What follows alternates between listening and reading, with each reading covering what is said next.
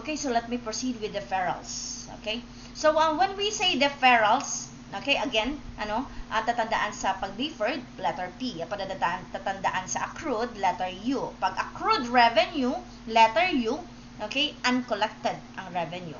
Pag accrued expenses, letter U, unpaid. Okay? Unpaid pa ang expenses. Ibig sabihin, payables yun. Liability yun pag accrued expense. Okay? Pag deferrals po, okay, letter P ang tatandaan. Pag pinag-uusapan ng expenses, tapos deferred expense, ibig sabihin, prepaid yon, asset yon. Okay? Ibig sabihin, expenses, these are expenses not yet incurred but already paid. Okay? That is deferred expenses or prepaid expense. At pag income ang pinag-uusapan, deferred income, okay? Pre-collected. Okay? Na-collecta mo na. Okay? So, yun sinasabi natin deferred income. Okay. So, punta muna tayo sa deferred expense. Unahin natin ito, no? So, prepaid expense. These are expenses not yet incurred but already paid. Okay? May dalawang method po. Okay? Na-mention ko na to previously pero ngayon natin siya mararanasan talaga, no? Okay? Under asset method, okay, the initial journal entry, kapag asset method, ang initial journal entry, kapag nagbayad siya, okay, let's say for example, prepaid insurance or rent, okay, so debit is a prepaid asset, okay, prepaid asset account, and then credit cash, okay, initial journal entry, ano, under expense method, so tandaan, ang initial journal entry, kung ano yung method, yun yung dinedebit, okay, so ang initial journal entry under expense method is debit, expense account, then credit cash. Okay? At the end of the accounting period, or the adjusting entry to be made, okay, at the end of the accounting period, so debit expense account under the asset method, okay, then credit prepaid asset. Bakit? Okay? Kasi ina-adjust po natin, no? Ina-adjust po natin yung prepayment, okay? Kasi hindi naman lahat yan asset. May portion dyan na expense, kaya natin dinedebit ang expense account. Okay? So, now, under expense method naman, since dinebit niya lahat sa expense account ng una, nire-recognize niya lahat as expense, dapat yung part nung expense na yun, may asset pa doon. Okay? So, dapat i-adjust natin yun kasi hindi lahat yun expenses. Okay? So, debit, prepaid asset, and then credit expense account under expense portion. Okay, mas maintindihan yan kung may example. Okay, next. Okay, so under deferred expense or prepaid expense, sample transaction, on December 1, 2021, SR Repair Service paid 3 months rental for 15,000 pesos. Okay, so, ang initial journal entry natin is prepaid rent, debit, prepaid rent, and then credit cash 15,000 kasi nagbayad na. Okay, ikaw mismo ang nagbayad. Ibig sabihin, nangungupahan ka. Okay, yung business. Si SR Repair Service, SR Repair, ikaw yon. Okay, business mo yon. Ano? So, SR Repair Service paid. Ingat sa terminology, ha? Nakalagay dito paid, hindi received. Pag received, iba yon. Okay, mamaya natin i-discuss yun. No? So, paid 3 months rental for 15,000 pesos. Okay? Ibig sabihin ko 15,000, tatlong buwan, ibig sabihin merong 5,000 each month. 5, 10, 15. Okay? So, December 1 siya nabayad. Ibig sabihin, ang binayad niya is for December, for January, and for February. Okay? December 1 siya nabayad. Of course, magre-record tayo. Okay? Magre-record tayo ng transaction on December 1. Ano po ang entry? December 1 to ang entry. Hindi ko na ilagay, ano? December 1, debit, prepaid rent, then credit cash, 15,000. Under asset method. I-recognize niya lahat as asset.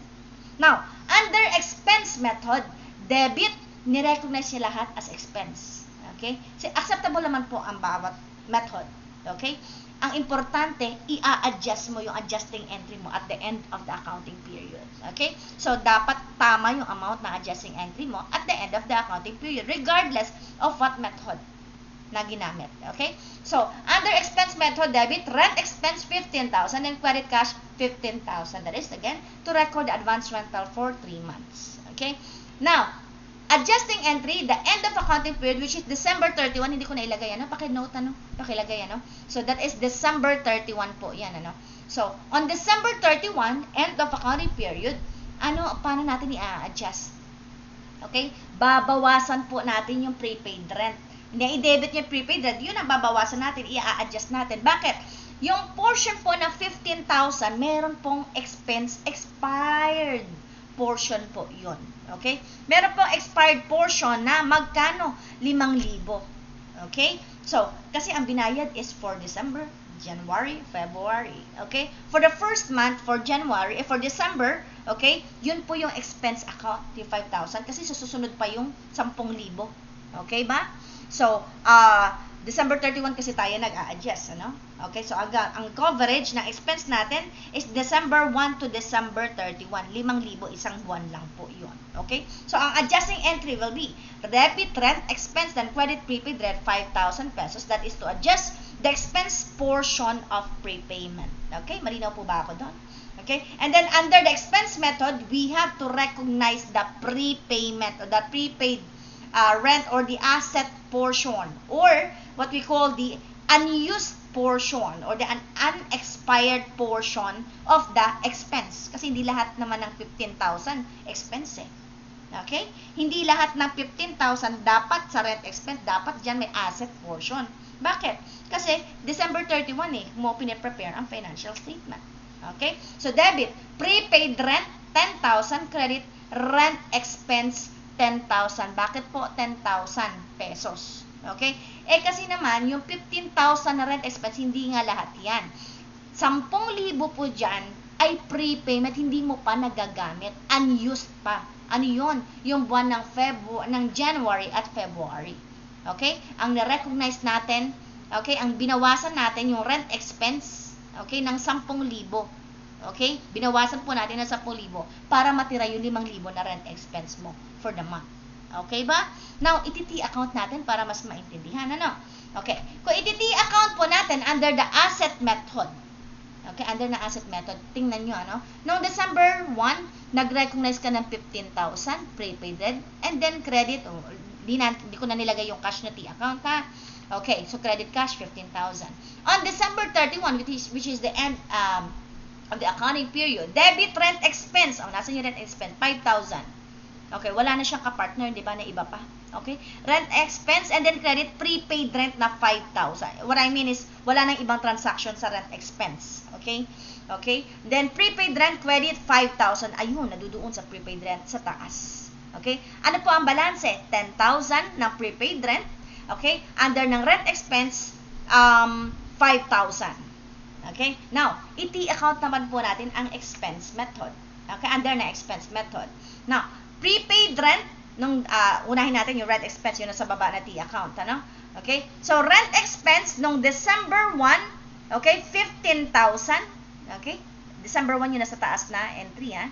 December 1, 15,000, and on December 31, may another rent expense na 10,000. Okay? Kung makikita mo, merong 5,000 na balance ang rent expense. And then, ang prepaid rent, merong 10,000, wala nang ibang transaction. Okay? So, if you can notice, okay, pareho po ng balanse kahit na anong method. Ang importante, tama ang pag-adjust mo na amount. Kaya, be careful, i-analyze maigi yung expired and unexpired portion. Okay ba? Naiintindihan? So, kung hindi naiintindihan, pwede pong i-rewind. Yun yung maganda kapag ganitong asynchronous. Okay? So, pwedeng i-rewind yung sinabi ko kanina. Okay ba? Then, next, okay, so deferrals. Deferred revenue or unearned income. Okay? So, income not yet earned but already collected. Sabi ko nga, pre-collection. Letter P, deferrals. Pagdating sa revenue, pre-collection. Okay? Nakolekta mo na. Okay? Pero hindi mo pa na-earned. Ibig sabihin, hindi mo pa po nare-render ang service. Okay? So, hindi mo pa nagagawa. Hindi mo pa nare-render ang service. Ibig sabihin, may utang kang serbisyo. Okay? May utang kang service. Okay? So, ang initial journal entry mo, so, debit cash, credit, deferred income, or unearned revenue under the liability method. So, yung mismong method na liability method, i-recognize mo yung liability. Yung deferred income and unearned revenue is a liability, my dear. So, pareho lang yung deferred income and unearned revenue, ha? Liability yun, ibig sabihin may utang kang serbisyo. Okay? Deferred income or unearned revenue, debit cash, credit, yon. Okay, then under the income method, debit cash credit revenue account, ni-recognize niya as revenue account initially sa journal entry niya. Okay, now, at the end of the accounting period, okay, yung adjusting entry na gagawin mo, babawasan mo yung utang mo.